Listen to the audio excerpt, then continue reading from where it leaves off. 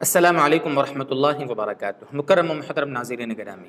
اللہ تعالیٰ نے ہمیں جو مذہب عطا فرمایا ہے، جسے ہم اسلام کہتے ہیں، جس کی وجہ سے ہمیں مسلم کہا جاتا ہے، ہمیں مسلمان کہا جاتا ہے، یہ مذہب انتہائی کامل اور مکمل ہے۔ اللہ تعالیٰ نے ہمارے لیے نبی اکرم صلی اللہ علیہ وسلم پر اس دین کو مکمل کر دیا۔ اللہ تعالیٰ نے اپنی یہ نعمت ہم پر پوری کر دی اور ہمارے لیے بحیثیت ایک مذہب کے اللہ تعالیٰ نے اسلام کو پسند کر لیا۔ قرآن کریم کی 6 پارے کی آیت کا یہ خلاصہ آپ کے سامنے ہم نے بیان کیا۔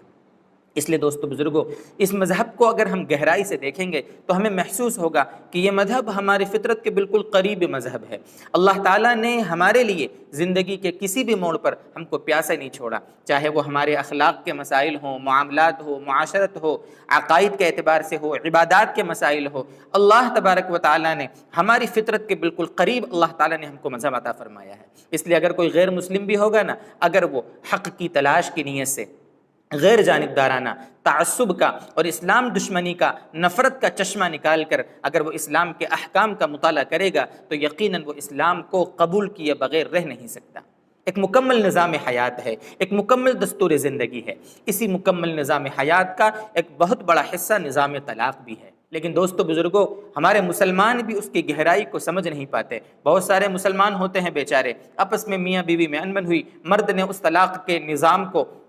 صحیح سمجھے بغیر بس اس طلاق کے اختیار کا استعمال کیا، اپنی بیوی کو 3 طلاق دی اور میں کے بھیج دیا۔ یہ جو دجالی میڈیا ہوتا ہے، اسلام کے دشمن ہوتے ہیں، یہ لوگ ہمارے اس طریقے کے کرتوتوں کی وجہ سے اسلام کو وہ نشانہ بناتے ہیں، اسلامی احکام کو وہ ظلم کا اور نہ جانے کن کن چیزوں سے اس کو تعبیر کر کے اسلام کے احکام کو بدنام کر دیتے ہیں۔ اس لیے بہت ضروری ہے کہ جہاں ہم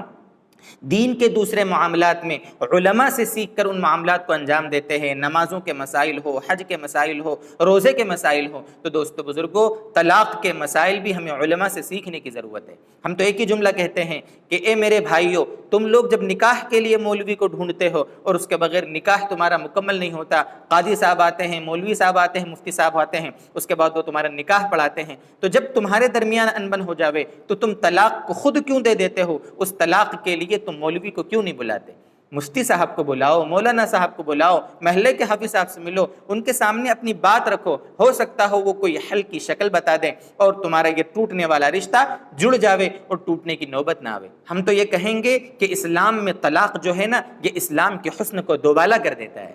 یہ طلاق کا ہونا یہ کوئی عیب کی بات نہیں ہے دوستو بزرگوں۔ جیسے اس کو اس طرح سمجھیں آپ کہ ایک بہت بڑا بنگلہ ہے، بہت بڑی بلڈنگ کسی نے بنائی ہے، کروڑوں روپے اس میں خرچ کیے ہیں، مکمل طور پر اس نے اچھی کھڑکیاں لگائی ہیں، اچھے دروازے لگائے ہیں اور اعلیٰ قسم کا اس میں رنگ و روغن کر کے اس کو خوبصورت اور دلکش بنایا ہے، لیکن اگر اپنے اس بنگلے میں اگر وہ بیت الخلاء نہ بنائے، ٹوائلٹ نہ بنائے تو وہ گھر مکمل نہیں کہلا سکتا، چاہے اس نے دوسری اعلیٰ سے اعلیٰ قسم کی چیزیں اس میں تیار کی ہوں۔ لیکن دوستو بزرگوں، جب تک گھر میں ٹوائلٹ نہ ہو وہ گھر مکمل نہیں ہو سکتا۔ ٹھیک اسی طریقے سے یہ جو طلاق ہے، اگرچہ بری چیز ہے، ظاہراً یہ اچھی چیز نہیں ہے، لیکن اس طلاق کی وجہ سے اسلام کے جو احکام کا گھر ہے، بنگلہ ہے، وہ تبھی مکمل اور کامل ہوگا جب اس میں طلاق بھی ہو۔ طلاق وہ نہیں جو ہم لوگ دے دیتے ہیں، طلاق وہ نہیں جس کا میڈیا لوگوں کے درمیان پرچار کرتا ہے، طلاق وہ نہیں ہے۔ طلاق تو وہ ہے جو ہم کو قرآن نے سکھائی ہے، طلاق وہ ہے جو ہم کو ہمارے نبی صلی اللہ علیہ وسلم سکھا کر گئے ہیں۔ اور وہ طریقہ یہ ہے کہ اگر میاں بیوی کے درمیان کچھ انبن ہو جاوے، اور کون سا جوڑا دنیا میں ایسا ہوگا، کون سے میاں بیوی ایسے ہوں گے جن کے درمیان انبن نہیں ہوتی، تو کیا انبن ہو گئی تو کیا مرد فوراً طلاق دے دے؟ اس لیے تو اللہ تعالیٰ نے طلاق کا اختیار مرد کو دیا ہے، عورت کو نہیں دیا، کہ اس میں صبر کی ضرورت ہوتی ہے، تحمل، حلم کی ضرورت ہوتی ہے۔ عورت صبر نہیں کر پاتی۔ اگر عورت کو طلاق کا اختیار دے دیا جاتا تو دنیا میں بہت سارے لوگ طلاق یافتہ گھومتے پھرتے، لیکن دوست بزرگوں، اللہ تعالیٰ نے مرد کو طلاق کا اختیار اسی لیے دیا ہے تاکہ مرد کے اندر حلم ہوتا ہے، برداشت کی صلاحیت ہوتی ہے، عقل عورت کے مقابلے میں مرد میں زیادہ ہوتی ہے، اس لیے اللہ تعالیٰ نے طلاق کا اختیار مرد کو دیا ہے۔ اب وہ مرد اپنی اس طلاق کے اختیار کو غلط استعمال کرے تو اس میں اسلام کی کیا غلطی ہے؟ وہ تو اس مرد کی غلطی ہے کہ اس نے اس طلاق کے اختیار کا غلط استعمال کیا ہے۔ قرآن کریم میں 5ویں پارے میں اللہ تعالیٰ نے مکمل طور پر اس کو سمجھایا ہے کہ کیا کرنا ہے، پورے اسٹیپ ہے اس کے، جس کا مفہوم اور خلاصہ یہ ہے کہ دونوں میں اگر انبن ہو جاوے تو جتنا ہو سکے دونوں آپس میں صلح کرنے کی کوشش کریں، اور اگر دونوں آپس میں نہ کر پائیں تو دونوں میاں بیوی کے خاندان والے آپس میں مل کر اس کو حل کرنے کی کوشش کریں تاکہ یہ رشتہ ٹوٹنے سے بچ جاوے۔ لیکن ساری کوششیں ہو جانے کے بعد بھی اگر میاں بیوی کے درمیان آپس میں انبن ختم نہیں ہو رہی ہے، دونوں میں باہمی طور پر مزاج دونوں کا نہیں مل رہا ہے، آئے دن اس طریقے کی انبن ہوتی رہتی ہے، جھگڑے ہوتے رہتے ہیں، تو ایسی صورت میں اب یہ ہے کہ مرد اپنی بیوی کو پاکی کی حالت میں ایک طلاق دے۔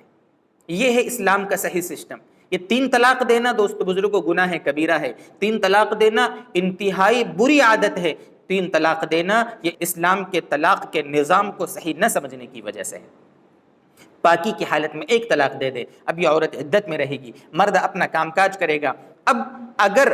دونوں میں واپس ملنے کے چانس ہیں، دونوں واپس ملنا چاہتے ہیں، اور 99% طبقہ وہ ہوتا ہے امت کا کہ جب وہ اپنی بیوی کو 3 طلاق دے دیتا ہے نا تو ادھر عورت روتی بیٹھتی ہے، ادھر مرد روتا بیٹھتا ہے، اور 2-3 دن کے بعد ہی واپس میں وہ ملنا چاہتے ہیں۔ لیکن اب دوست بزرگوں طلاق مغلظہ ہو جانے کی وجہ سے دونوں آپس میں مل نہیں پاتے، اس لیے کہ اب وہ سب حلالے ولالے کے سارے مسائل ہو جاتے ہیں۔ اسلام کا صحیح حکم نہ سمجھنے کی وجہ سے چونکہ اس نے 3 طلاق دے دی ہے، اب واپس ملنے کے چانس کافی پریشانی والے ہو جاتے ہیں، اس لیے ایک طلاق دے دے پاکی کی حالت میں۔ یہ اسلام کا سسٹم ہے۔ اب جب ایک طلاق دے دی، مہینے 2 مہینے کے بعد یا ہفتے 2 ہفتے کے بعد جب دونوں کو آپس میں ملنے کا من ہوا تو دوست بزرگوں مرد جائے اپنی بیوی کو اور رجوع کر کے لے آئے، نہ تو دوسرے نکاح کی ضرورت ہے نہ حلالی کی ضرورت ہے، دونوں میاں بیوی آپس میں رہیں، ہنسی خوشی زندگی گزاریں۔ بس اتنا ہے کہ اگر ابھی 1 طلاق دی ہوگی یا 2 طلاق دی ہوگی تو اب صرف 1 طلاق بچے گی، 1 طلاق دی ہوگی تو 2 طلاق اور بچے گی، 2 طلاق دے دی ہوگی تو 1 طلاق بچے گی۔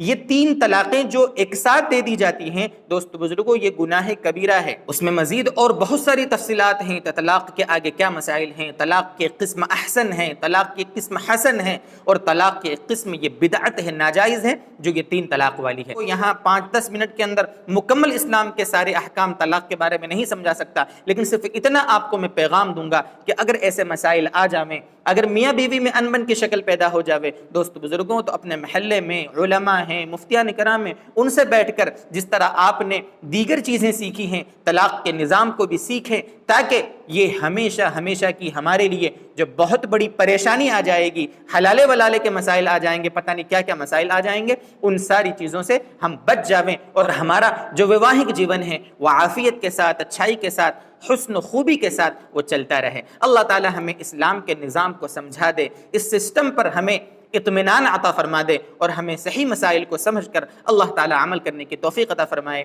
وآخر دعوانا ان الحمد للہ رب العالمین۔